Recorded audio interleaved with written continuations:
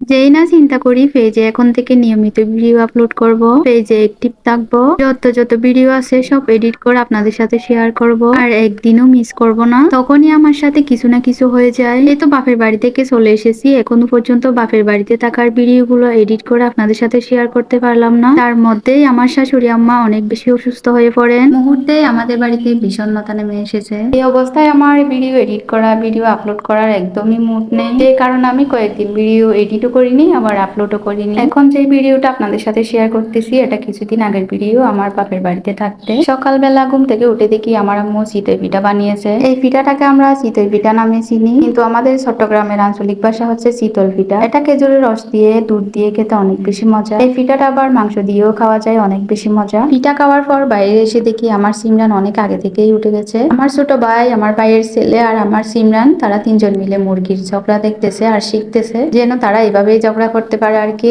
এই কিউট বাবুটা হচ্ছে আমার চাচাতো ভাইয়ের ছেলে, ওর নাম হচ্ছে সাহিল, নামটা আমিই রেখেছি। ও দেখতে যেমন কিউট, ওর নামটাও অনেক মিষ্টি। ও সবার অনেক আদরের। এখন আমি চলে যাচ্ছি নেটওয়ার্কের জন্য, মানে যে জায়গাতে নেটওয়ার্ক থাকে আমি ওখানেই চলে যাচ্ছি। বাসায় যেহেতু নেটওয়ার্ক থাকে না, তাই আমাকে বাইরেই আসতে হয়। আসার সময় দেখি খুব কিউট একটা হলুদ রঙের প্রজাপতি উঠতেছিল।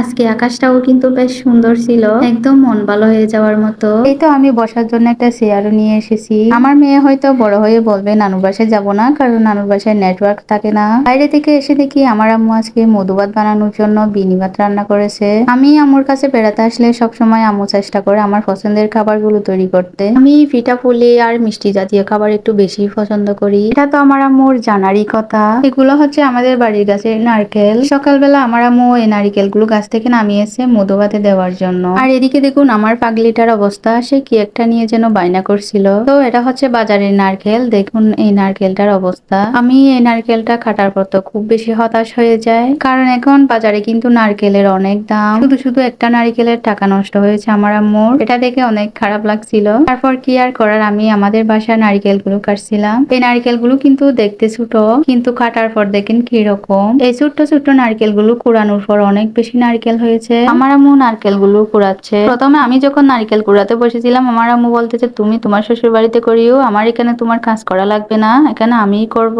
তারপর আর কি করার, আমার ছোট মামনি কান্না করতেছিল, তাই তাকে কোলে নিয়ে বসে আছি। এই যে এখন আম্মু মধুভাত একদম রেডি করে ফেলেছে।